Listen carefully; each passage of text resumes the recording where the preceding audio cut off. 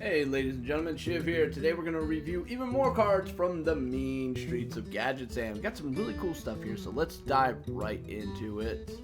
Alright, so the first thing we've got is Madame Goya, 6 mana for a 4/3. Battle cry, choose a friendly minion. Swap it with a minion in your deck. Oh, hey, Mr. Argent Square. Yes, Madame Goya.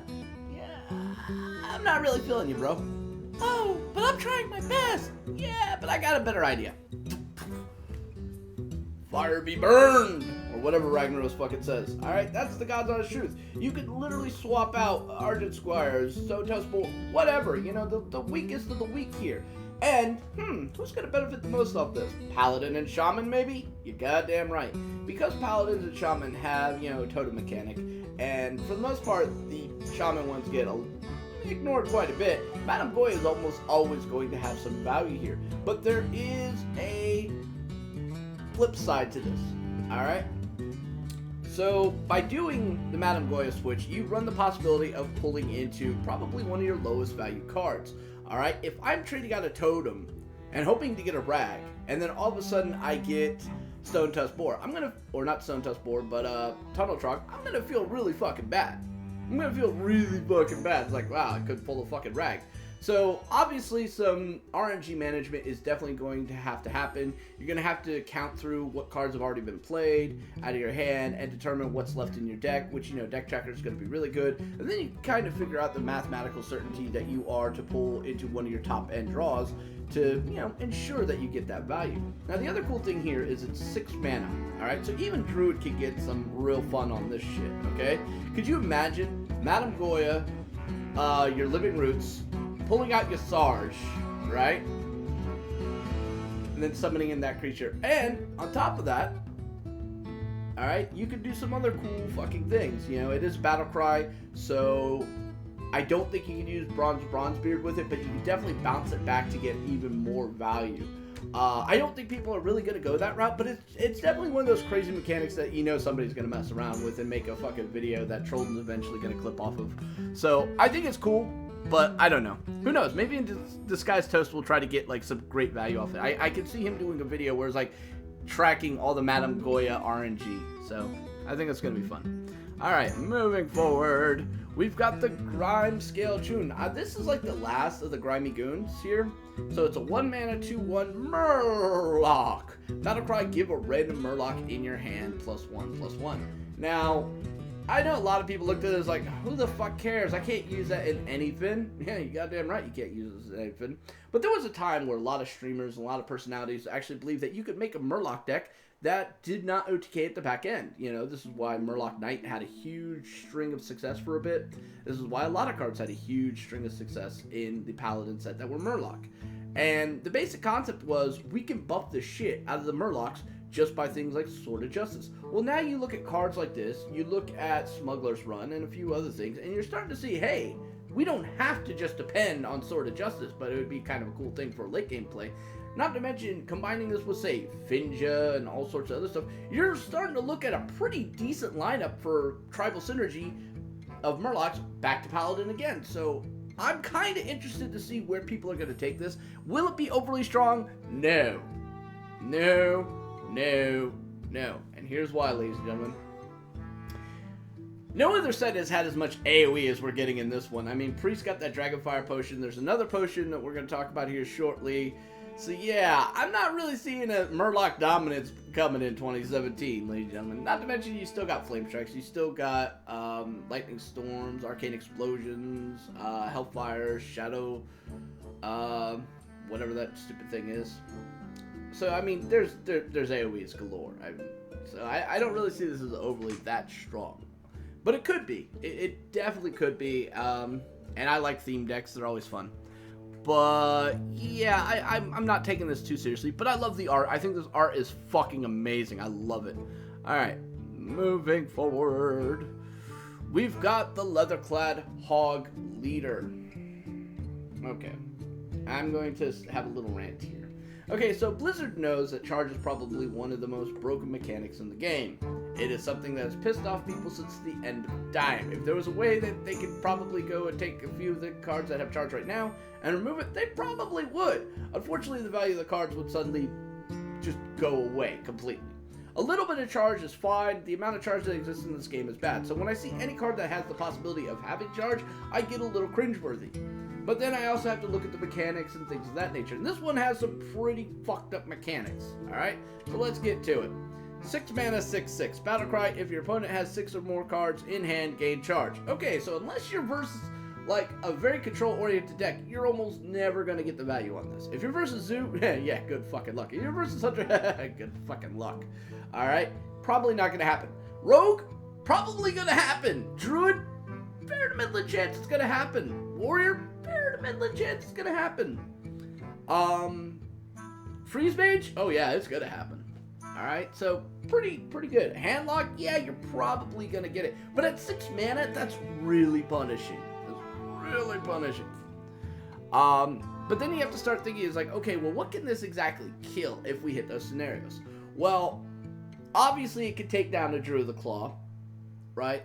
It could take down a lot of your, 4 mana or less taunts out there, but it can't really do shit to some of your bigger ones out there, your 6 and 7s. And considering it doesn't even trade into like a 6 taunt like Sunwalker, kind of problematic. Alright, it's not that great. Alright, so the value you think you're getting is not really there. But this card will actually end up on people's boards, specifically Druids, and here's why. Moonglade Portal gives you a 6-drop card, and, to be perfectly honest, a 6 off of Moonglade Portal, not bad. Obviously, Boulder Fist would be better, but this isn't bad. It's like a little bit less good than a fucking Boulder Fist. So, yeah. I mean, we'd much rather have Sylvanas because that's a scary fucking implication. But, a 6/6 is a scary enough implication that it's probably going to draw a Fireball. Probably.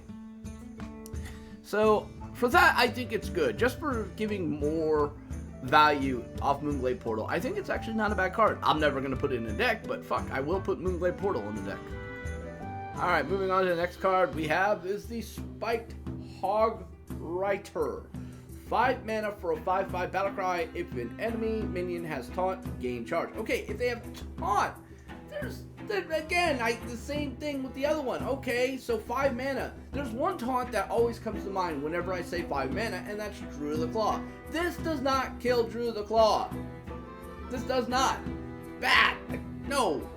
So, yeah, I mean, against Zoo, obviously, but at 5 mana, you're now looking at Doomguard possibilities, so that's...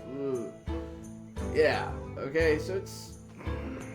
I don't like it overly that much. Against Shaman, it has intrinsic value just because Stoneclaw Totem exists, and you can kill it and still have a 5/5 on the board, which then your opponents are going to have to deal with. It could possibly draw a Hex, most likely it won't, but still. So yeah, I'm not a huge fan of it, but it is 5 mana, which means it is a possibility coming off of, wait for it, Firelands Portal. Alright, so 5/5 off Firelands Portal is not bad. Matter of fact, there's some pretty bad 5-drops that already exist. Summer Buzzard. So, I kind of feel like this is not a bad thing to put in there, and it gets a little bit more value on those portals. But outside of that, hell no, I'd never play with this card. Alright, and the last one of this garbage concept is the Tanaris Hog Chopper. 4 mana for a 4/4 Battlecry. If your opponent hand is empty, gain charge. So unless you're against Zoo or Hunter, you're probably never going to get value out of this card. Probably never, guys. Probably never. The card itself, not overly spectacular. Not overly spectacular at all. It has potential of being spectacular. I mean, a 4 damage charger with 4 life on 4, that's pretty fucking spectacular. But outside of that, it's just a vanilla 4/4. But we will probably see this off Ironforge Portal, which again, there's some pretty bad 4 drops in the game. So being able to get a 4/4 as well as gain 4 armor, not horribly bad. Matter of fact, I'd be okay seeing this come off Ironforge Portal, to be perfectly honest with you. Alright, so we're going to move on now to the Volcanic Potion. When I saw this card, I went, oh, wow. 3 mana, deal 2 damage to all minions. Now, this is a mage card.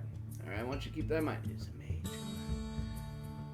3 damage, deal 2 damage to all minions. That is actually pretty damn impactful. If you look at mages, they've had, like, this is now their 4th AoE, right? They've had Arcade Explosion. only recently seen some usage. They've had Blizzard, which is pretty much, you know, a standard in your Freeze Mage deck. They've had Flame Strike, which has been used in a lot of different variants of Mage over the years. And now they've got this other one here. Now, I like this card because it does fit more into the control aspect.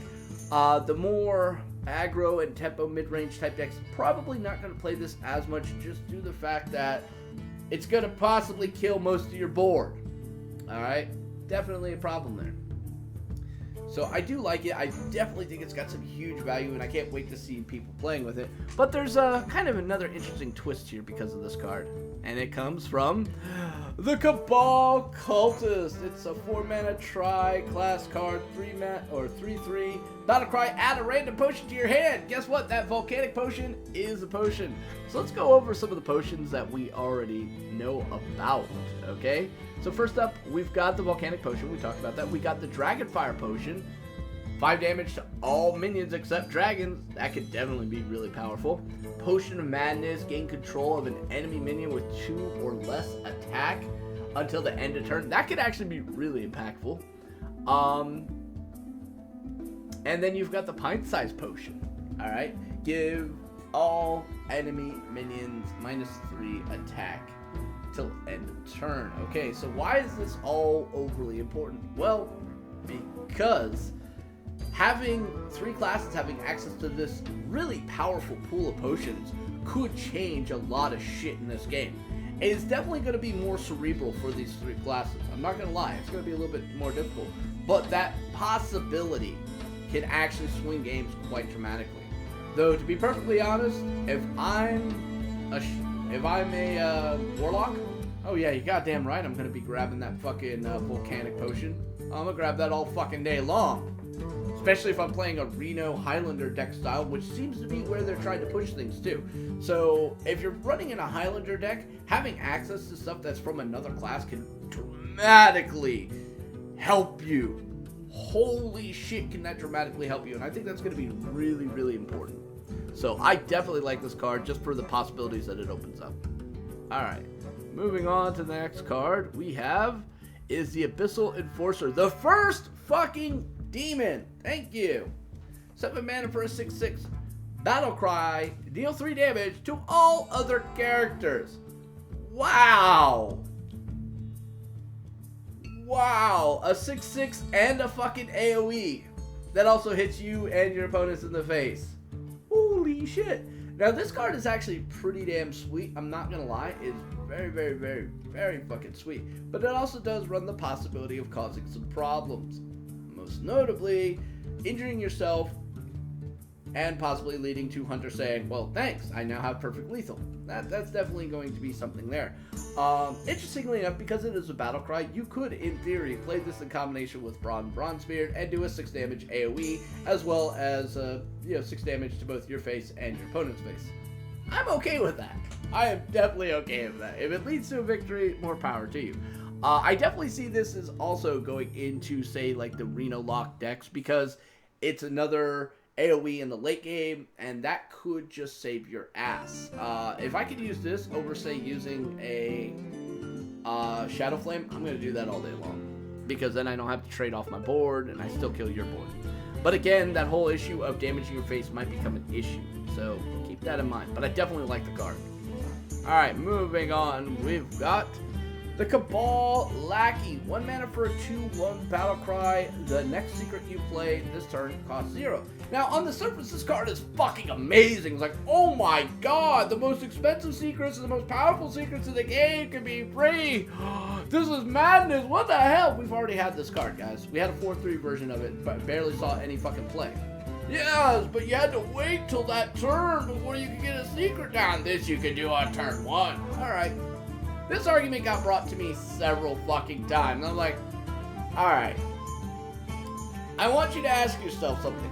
What mage secrets do you really want down on turn 1? There's only 2 answers. Ice Block and Ice Barrier. That's it. You definitely don't want Mirror Image, because, lol, what are you going to catch, a 1 or a 2 drop? That's not where you want to get value off Mirror Image. I'm going to tell you that right now, okay? So your next option is Spellbender? No. Counterspell? Not really. Effigy? Oh, hell no. So, I mean, it's kind of bad. And, of course, there's a new secret, which I'm not going to spoil it yet because that's going to be the last card we're going to review. But hell no! So, on curve, no. Later on in curve, maybe. And that's kind of what redeemed itself somewhat here. Now, in Freeze Mage, you have the potential of going Alexstrasza, Cabal Lackey, into an Ice Block. That is fucking huge. That is pretty fucking huge. I'm going to say that right now. Pretty fucking huge. Outside of that, though, nada. Nada. But now that Valet, that triggers off secrets, can actually be played for basically 1 mana more anytime you have these 2 cards in hand. So, I mean, that's kind of cool. But the other issue here is it's basically kind of giving away your hand advantage, which means you're going to be more dependent on cycling in order to get to where you have. And the less cards you have in your hand, the less threats you're presenting to your opponent, which kind of gives them the indication that they could go a little bit more aggressive on you, which could work in your favor in Freeze Mage, but in general, no. So, I'm not a huge fan of the card. It definitely does have some value, but I'm not 100% sold on it. I kind of want to wait and see, but I don't think this is going to see that much play. I'm hoping I'm wrong, though. I really am. Moving on. We've got Inkmaster Soya. 7 mana for a 5/5 battlecry if your deck has no duplicates. Again, going back to the whole Highlander theme. The next spell you cast this turn costs 0. Okay, so here's some really fun stuff about this card here, right?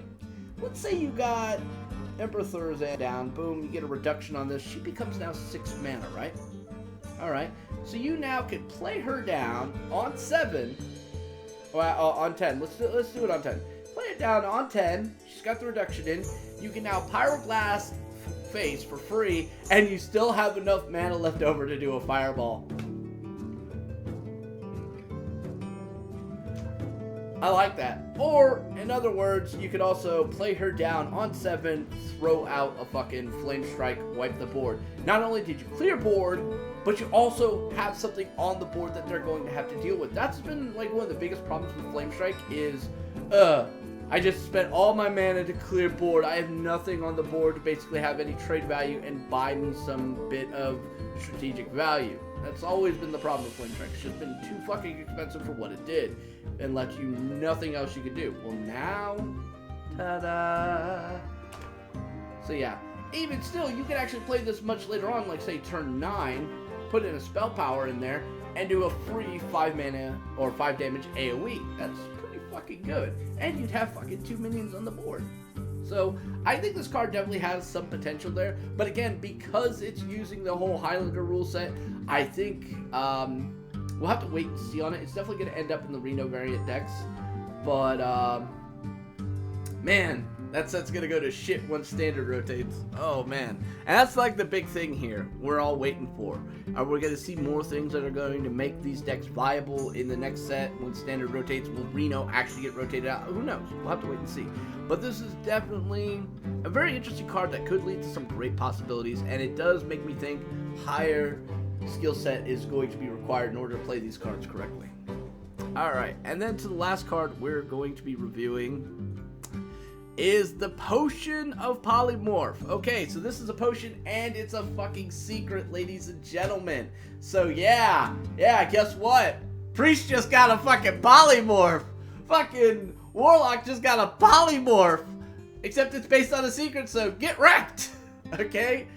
So one of the cool things about hexes and polymorphs is it gave you directed, get the fuck out of dodge, go fuck yourself to the big threat minions, you know, your Sylvanas, your Ragnaros, things of that nature.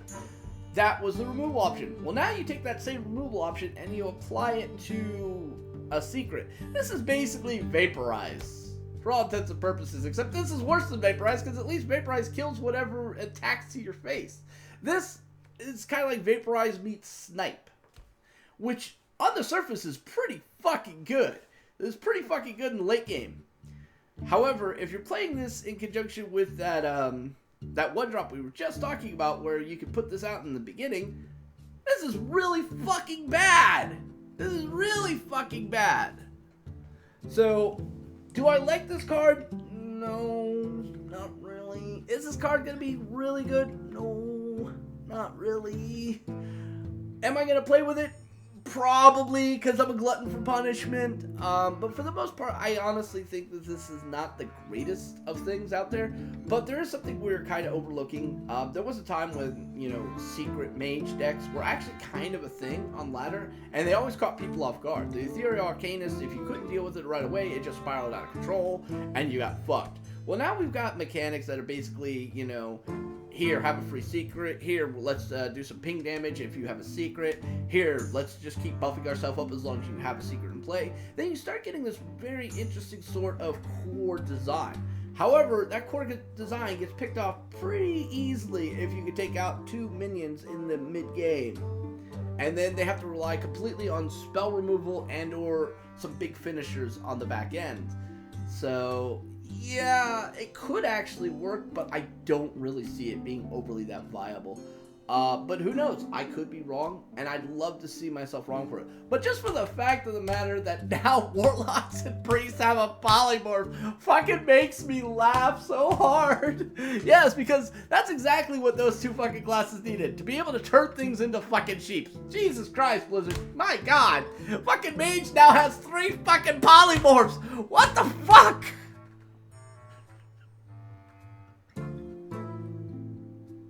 I cry.